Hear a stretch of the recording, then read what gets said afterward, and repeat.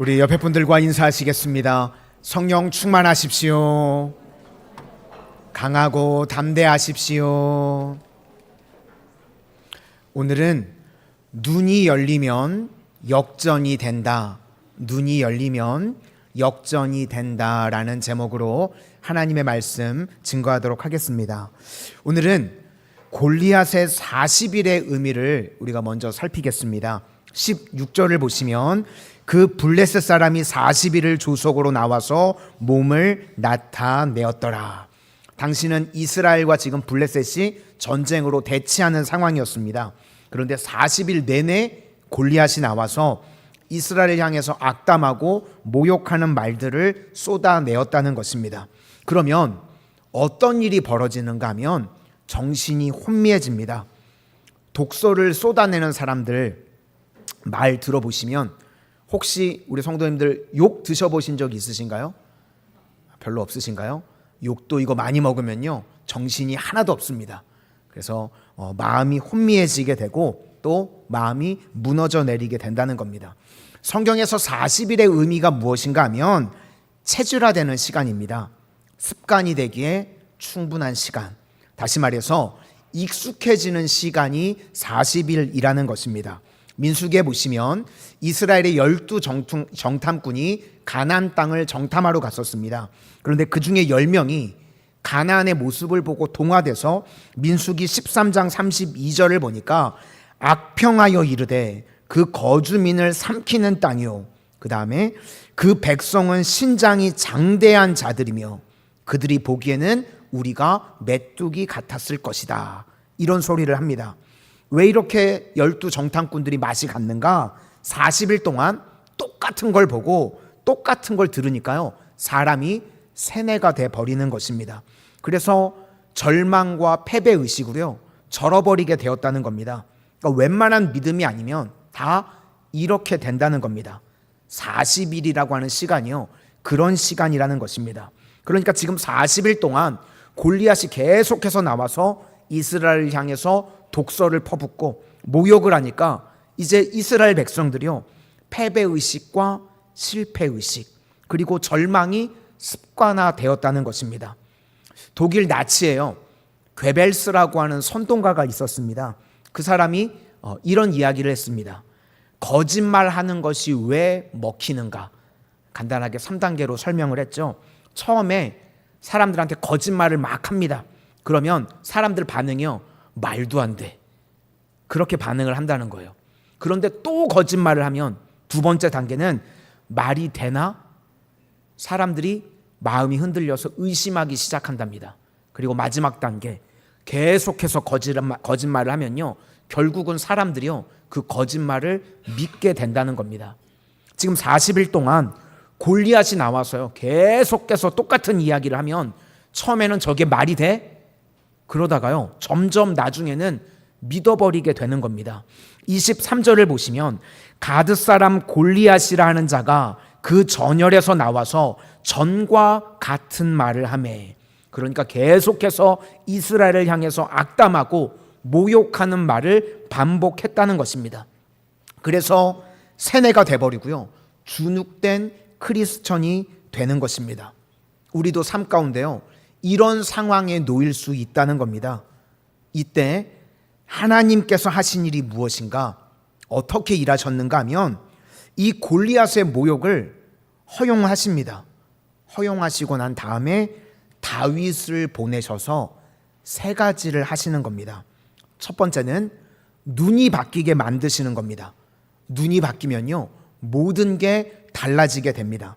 두 번째는 하나님께서 함께 하셔서 눈이 바뀌게 되니까 이제는 역전이 이루어지는 겁니다. 그래서 나중에 승리하게 됩니다. 우리 신앙 패턴도요 똑같습니다. 이기게 됩니다. 그런데 승리하는 것으로 끝나는 것이 아니라 우리는 성도라고 그러면요 한 걸음 더 나가야 됩니다. 세 번째는 사명이 있다는 겁니다. 진짜 우리의 왕 되시는 예수님께서 오셔서 우리에게 구원과 선교의 사명을 주시는 것입니다. 그러니까 우리는요 원수를 죽이는 것이 아니라 원수도 구원하는 겁니다. 그래서 이 골리앗의 모욕을 허락하시고 다윗의 모델을 우리에게 보여주시는 겁니다. 오늘 이 세 가지 내용 차례대로 살펴보도록 하겠습니다. 첫 번째는 주눅이 들어있는 이스라엘 백성들에게 다윗을 보내시는데, 다윗의 상태를 보니까요, 사무엘상 16장 13절에 사울이 다윗에게 기름을 부었습니다. 그때 다윗이 여호와의 영에 크게 감동되니라. 한마디로 이야기해서 성령 충만했다는 겁니다. 성령 충만해지면요, 뭐가 바뀌는가? 눈이 바뀐다는 겁니다. 보는 게 달라지고요, 듣는 게 달라집니다. 그래서 많은 사람들이 성령 충만하지 못하니까 대적을 바라보고 주눅이 들었습니다. 그런데 26절 하반절을 보니까 다윗은 다르죠. 이 할례 받지 않은 블레셋 사람이 누구이기에 살아계시는 하나님의 군대를 모욕하겠느냐. 지금 다윗은 살아계시는 하나님을 바라보고 있습니다. 그러니까 눈이 바뀌게 되었다는 겁니다. 그래서 신앙이라고 하는 것은 무엇인가 하면 시선 싸움이라는 겁니다. 그래서 이스라엘 모든 백성들이 눈이 감겨 있을 때 다윗을 보내셔서 그들의 눈을 뜨게 만드시는 겁니다. 그러니까 모든 사람들이요, 다윗의 시선을 갖기를 원하신다는 겁니다. 오늘 예배가 무엇인가 하면 눈 떠지는 시간입니다. 눈 뜨셔야 돼요. 네, 우리가 눈 감는 시간이 아니라 예배는요, 눈 떠지는 시간입니다. 메시아가 오셔서 이 땅에 오셔서 하신 일이 무엇인가 하면 눈 뜨게 하는 일을 하셨습니다. 그래서 이사야 35장을 보시면 메시아가 오셔서 하시는 일이 무엇인가? 맹인의 눈을 뜨게 하신다는 겁니다. 구약 성경을 보시면 여러 가지 이적, 기적들이 많이 있었는데요, 맹인이 눈을 떴던 기적은 단 한 차례도 없었습니다. 그런데 이사야 35장에 예언된 걸 보면 메시아가 오시면 하시는 일이 무엇인가 하면 맹인의 눈을 뜨게 하신다. 예수님이 오셔서 맹인의 눈을 뜨게 하셨죠. 그러니까 예수님께서 오셔서 하신 일이요, 눈 뜨게 하시는 겁니다. 우리에게 성령을 보내주시고 또 성경의 말씀을 통해서 하시는 일이 무엇인가? 눈 뜨게 하는 것. 그걸 하나님께서 하신다는 겁니다. 그러면 마귀가 하는 일은 무엇인가? 하나님 바라보지 못하게 만들고요, 자꾸만 사람에게 묶이게 만드는 일을 합니다. 그래서 뭐라고 이야기하는가 하면 오늘 8절 하반절을 보니까 나는 블레셋 사람이 아니며 너희는 사울의 신복이 아니냐. 이스라엘 백성들을 하나님의 백성이라고 묘사하지 않고요, 사울의 신복, 너희들 사울의 신하 아니냐라고 이야기를 합니다. 무슨 말인가 하면 자꾸만 사람에게 묶어두려고 하는 겁니다. 우리 성도가요, 제일 약할 때가 언제인가 하면 예수님과 묶이는 인생, 예수로 사는 인생이 되지 아니하고 자꾸 사람에게 묶이게 만듭니다. 그러면 진짜 약해지고요, 실패하고 주눅드는 인생이 될 수밖에 없다는 겁니다. 그래서 우리는요, 절대로 사람에게 묶이면 안 됩니다. 앞부분에 보시면 이스라엘 백성들이, 원래는 이스라엘 백성들의 왕은 하나님 한 분이죠. 그런데 이스라엘 백성들이 이방 나라를 쳐다보면서 우리에게도 눈에 보이는 왕을 좀 달라고 이야기를 합니다. 이걸 허용적 섭리라고 그러는데, 우리가 자꾸만 달라고 때를 쓰면요, 부작용이 있음에도 하나님께서 어떨 땐 주십니다. 그래, 한번 가져봐라.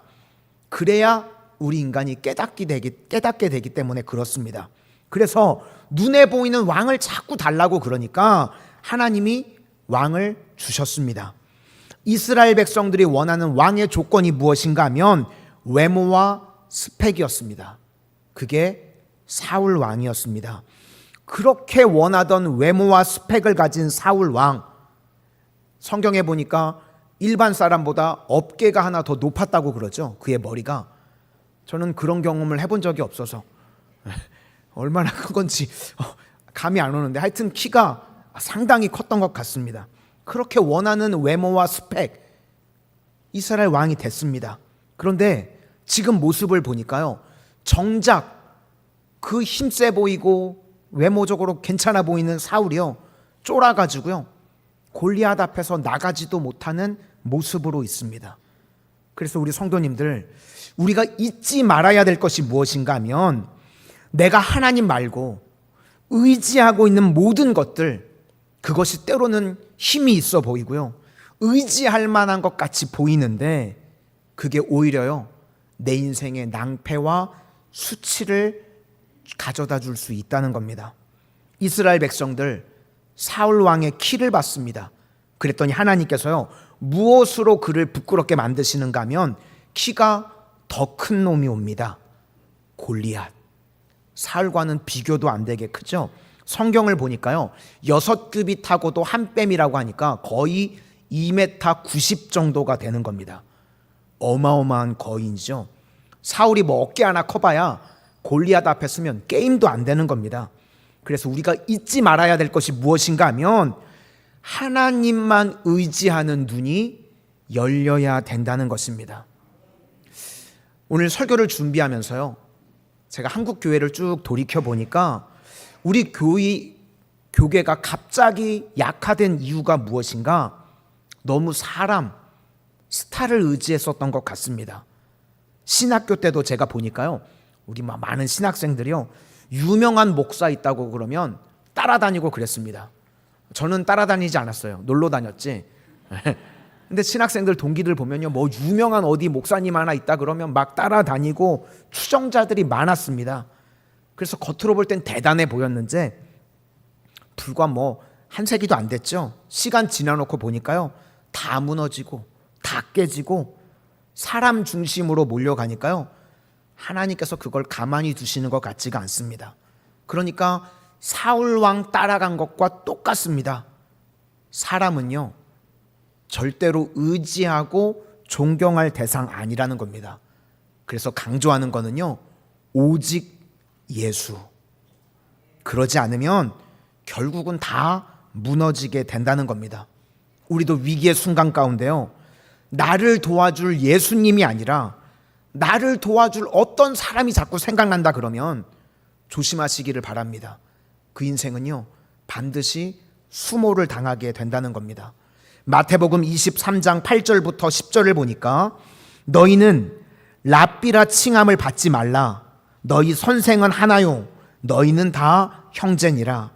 땅에 있는 자를 아버지라 하지 말라. 너희 아버지는 한 분이시니 곧 하늘에 계신 이시니라. 또한 지도자라 칭함을 받지 말라. 너희 지도자는 한 분이시니 곧 그리스도시니라. 그러니까 우리가요 예수님 말고 자꾸 뭐 사람이 어떻고 무슨 사람이 내게 도움이 되고 그러면요 결국은 다 그 의지했던 사람 때문에 무너지게 된다는 것입니다. 그래서 우리가 예배 가운데 무슨 눈이 열려야 되는가 하면 예수님만이 나의 구원이시고 예수님만이 나의 능력이시고 예수님께 가야 우리가 회복되고 살아나게 된다는 것입니다. 그래서 우리 삶 가운데요 이 많은 골리앗과 같은 고난들이 있죠. 왜 고난이 내 삶 가운데 오는가? 내가 의지했던 것들 그거 다 헛되다는 것을 깨달으라는 것입니다. 우리는요 주만 바라봅니다. 주만 의지합니다. 그 눈이 열려야 된다는 것입니다. 그것이 바로 주의 자녀들에게 모욕을 허용하시는 이유라는 것입니다. 지금도 우리 인생 가운데 눈물이 나고 비참하고 수치스럽고 왜 하나님께서 날 사랑하신다고 하시는데 나를 이렇게 이끌어 가십니까? 이유는요 하나님만을 의지하는 눈이 열리게 만들려고 하시는 하나님의 뜻이라는 것입니다. 열왕기하 6장을 보시면 아람하고 북쪽 이스라엘과 전쟁을 합니다. 그런데 아람이 공격을 하려고 하는데 군사가 이동하는 걸 이스라엘 백성들이 미리 다 아는 겁니다. 그러니까 첩보전에서 계속 아람이 밀리는 거예요. 그래서 아람의 왕이 열이 받아서 지금 이 회의하는 중에 이거 스파이가 있는 거다. 그랬더니 그 참모들이 뭐라고 이야기를 하는가 하면 왕이시여 북쪽 이스라엘에는 엘리사라고 하는 선지자가 있는데 그 선지자가 하나님의 계시를 통해서 왕이 침실에서 하는 이야기까지 다 알고 있습니다 라고 이야기를 합니다. 그래서 아람 나라의 왕이요, 엘리사 죽이겠다고 군대를 이끌고 가서 엘리사가 있는 성을 다 포위했습니다. 그랬더니 엘리사의 사환 게하시가 이제 죽게 생긴 거죠. 이제 다 포위를 당했으니까, 내 주여, 우리가 어찌하리이까? 이제 죽게 되었습니다. 그때 엘리사가 하나님 앞에 기도합니다. 그의 눈을 열어 보게 하옵소서. 그랬더니 뭐가 게하시 눈에 보이는가? 하나님의 불말과 불병거가요, 훨씬 더 많이 있는 게 그의 눈에 보이기 시작합니다. 그러니까요, 눈이 열려야 된다는 것입니다.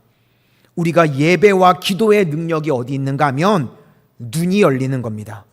신앙은요, 눈싸움입니다.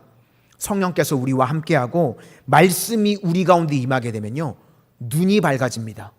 시편 119편 105절 말씀에 주의 말씀은 내 발의 등이요 내 길의 빛이니이다. 눈이 열리게 돼서요, 잘 보이게 된다는 것입니다. 이사야 35장 5절 말씀에도 그때에 맹인의 눈이 밝을 것이며, 실제로 주님께서 맹인의 눈을 뜨게도 하셨고요, 우리의 인생 가운데 눈도 뜨게 만들어 주신다는 겁니다. 그래서 신앙생활이라고 하는 것은요, 눈이 열리는 것이고, 눈이 열리면 다 되는 겁니다. 두려움의 문제, 불안, 초조, 어디로 갈지 몰라서 헤매는 것들, 눈이 열리게 되면요, 다 해결이 된다는 것입니다. 반대로 우리가 어떤 싸움에서 이길 때요, 나만 잘한다고 해서 이기는 것이 아니라 상대방의 눈이 어두워지게 만들어서 이기게 하실 때도 있습니다. 아람이 도단에 있는 엘리사를 포위했죠. 그런데 갑자기 그 대적들의 눈이 어두워졌습니다. 그래서 자기들이 어디로 가는지도 모르고요, 사마리아 성 한가운데로 다 들어갔습니다. 원래는 포위하고 있다가 지들 발이 들어가가지고 그냥 포위를 당하게 된 겁니다. 그래서 이스라엘의 왕이 신이 나가지고요, 이제 저들을 다 죽여버릴까요? 그랬더니 엘리사가 그러지 말고 먹을 거 물 줘서 먹여서 돌려보내라. 무슨 말입니까? 역전이 벌어지게 된 겁니다. 그래서 두 번째로 우리를 모욕당하게 만드시는 이유는 하나님만이 역전을 주신다는 것을 우리에게 보여주시는 겁니다. 우리 인생의 눈이 열리고요, 주님과 동행하다가 보면 결국은 역전의 은혜가 임하게 되는 줄로 믿습니다. 그래서 우리 성도님들 잊지 마시기를 바랍니다. 신앙이라고 하는 것은요, 수동태입니다.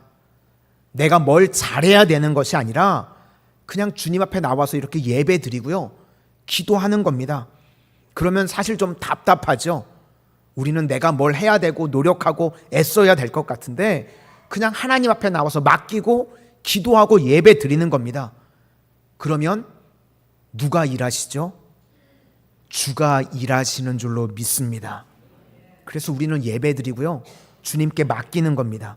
그래서 신앙은 수동적인 것입니다. 그때 주가 일하심으로 말미암아 승리하게 된다는 것입니다. 왜 그런가 하면 적을 어리석게 만드는 겁니다.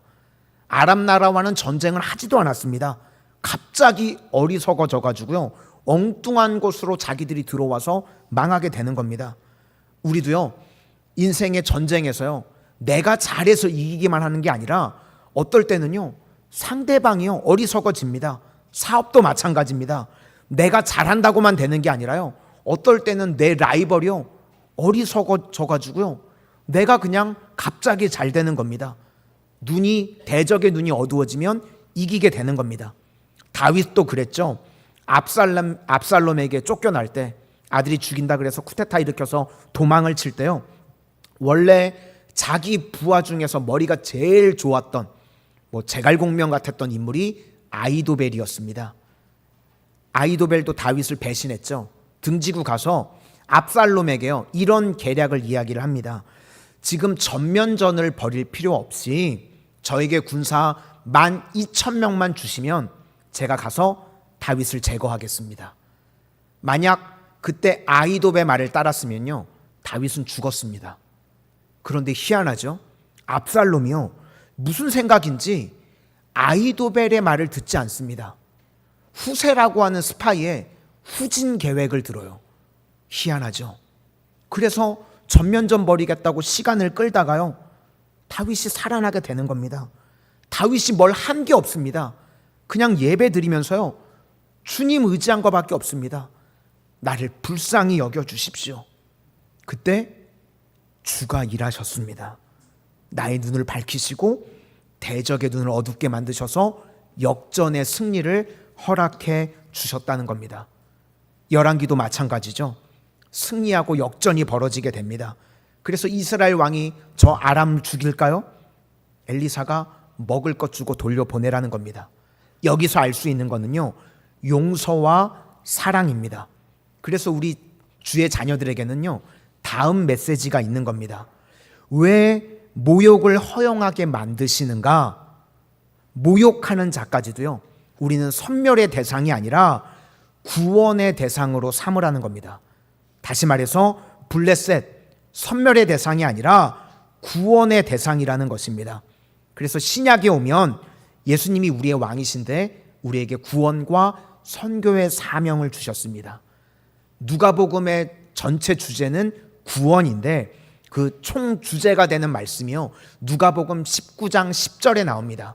삭개오 사건 이후에 인자가 온 것은 잃어버린 자를 찾아 구원하려 함이니라. 잃은 자의 구원입니다.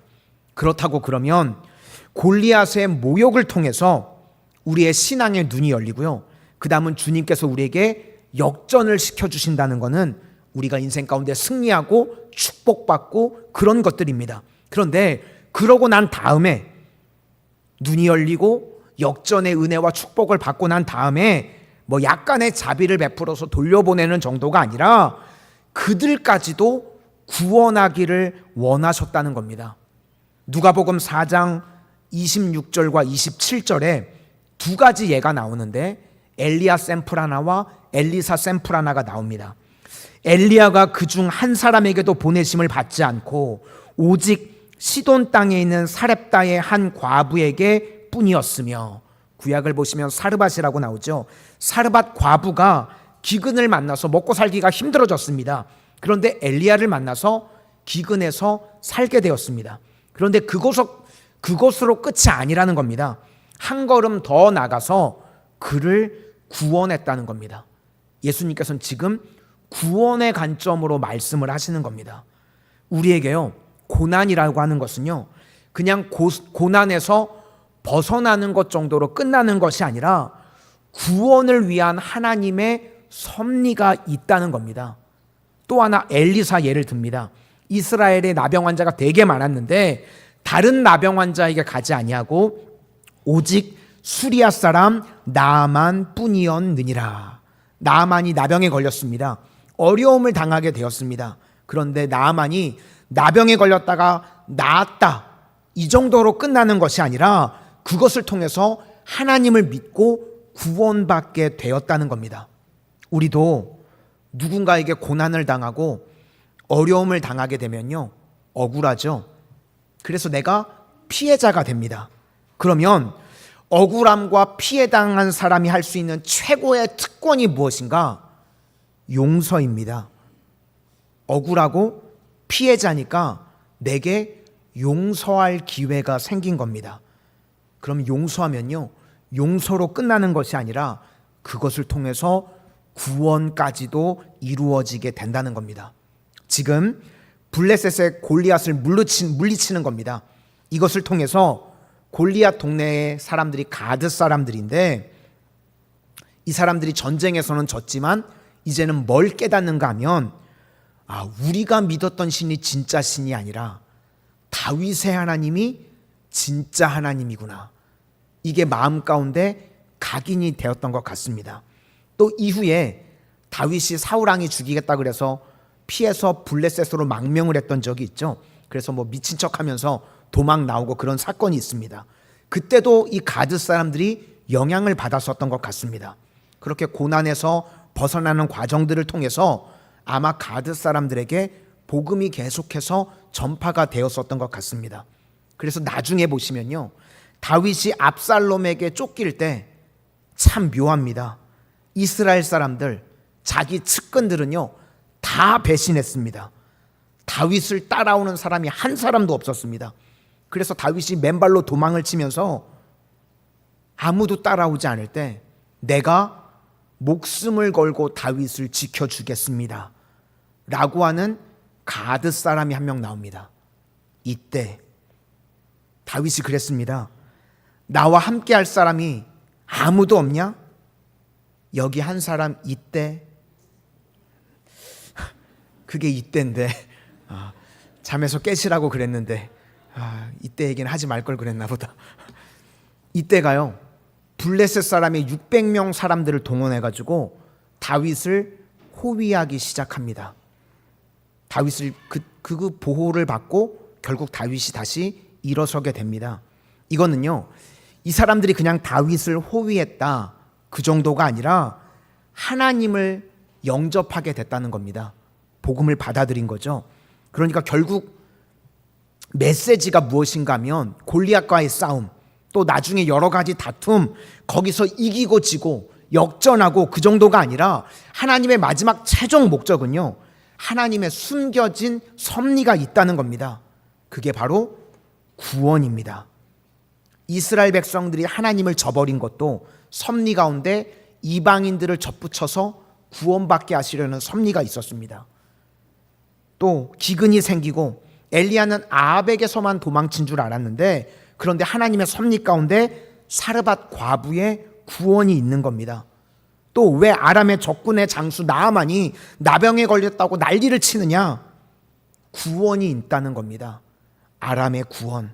그러므로 우리도 잊지 말아야 된다는 것입니다. 단편적으로 왜 하나님의 백성들이 세상 사람들에게 모욕을 당해야 됩니까? 우리가 주의 자녀고 하나님이 보호해 주신다면서요. 허영적 섭리입니다.